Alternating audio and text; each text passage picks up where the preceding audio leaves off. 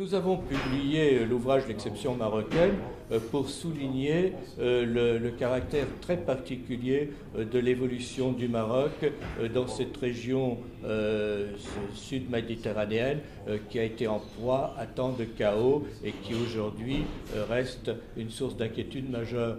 Il y a au Maroc une situation en tout point différente, dans la mesure où le Maroc poursuit une évolution tranquille, réformiste, et il a aussi une vision d'avenir pour son développement économique et social.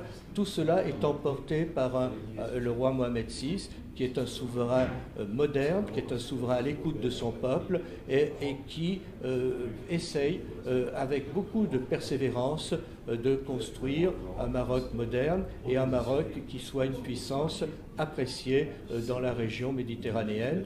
Et aujourd'hui, on voit le Maroc développer également de grands axes de politique stratégique, notamment en Afrique, où le Maroc est le seul pays arabe qui a une réelle politique africaine, avec de grands axes de développement sud-sud qui sont très importants.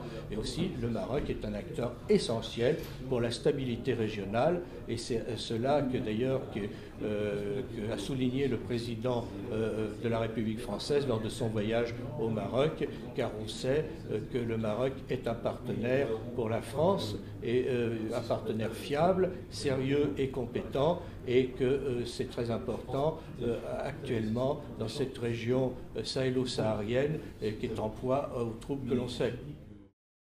Pourquoi et comment le Maroc a réussi à échapper finalement aux tempêtes du printemps arabe, et pourquoi ce qui ailleurs s'est avéré catastrophique, en tout cas pour l'instant, puisque aucun autre pays que le Maroc ne s'en est sorti, pourquoi ce qui ailleurs s'est avéré catastrophique au Maroc a été finalement tout à fait bénéfique, puisque c'est ce qui a permis au pays non pas de bifurquer, non pas de changer de comportement, mais au contraire d'accélérer des réformes et de poursuivre une logique qui était déjà entamée depuis longtemps. Et en fait, la réponse est dans la question. C'est précisément parce que les réformes étaient déjà entamées depuis longtemps, depuis les années 90 et a fortiori depuis l'arrivée sur le trône du roi Mohamed VI, que le Maroc a pu effectivement anticiper la crise, anticiper ce printemps arabe, gérer cette crise qui était d'une amplitude infiniment plus faible chez lui qu'elle ne l'a été ailleurs, et enfin la digérer et finalement réussir à produire des résultats tout à fait bénéfiques, contrairement à ce qui s'est passé ailleurs. Je souhaiterais mettre en évidence à travers ce livre l'exception marocaine dans le domaine économique. L'exception, elle est triple.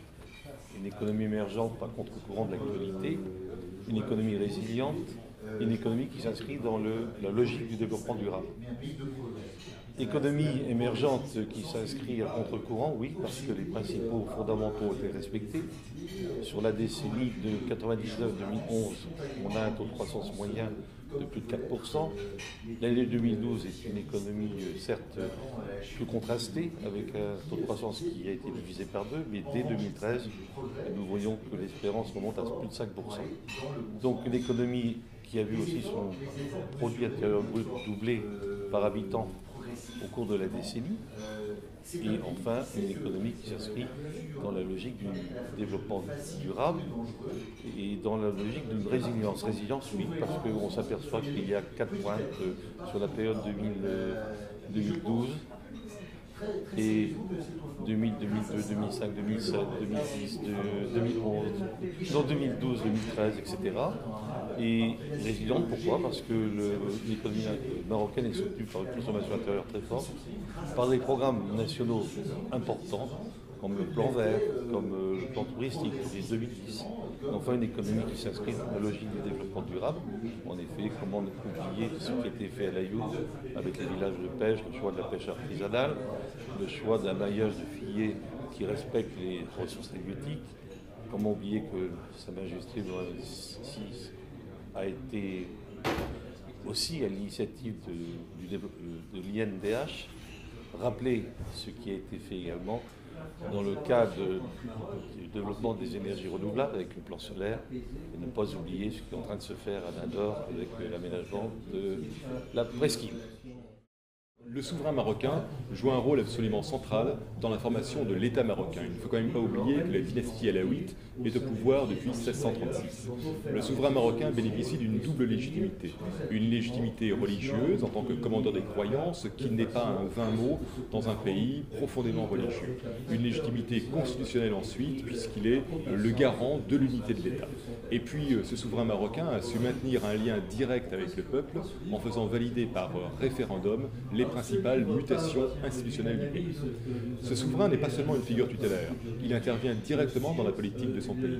Bien sûr, dans les grandes fonctions régaliennes, la défense, les affaires internationales, la justice.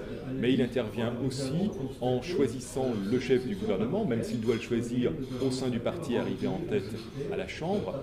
Il collabore avec ce chef de gouvernement pour choisir les ministres, et puis il définit les grandes orientations. Il définit les orientations stratégiques à long terme. Et il suit de manière précise l'évolution du travail qui est faite par le gouvernement.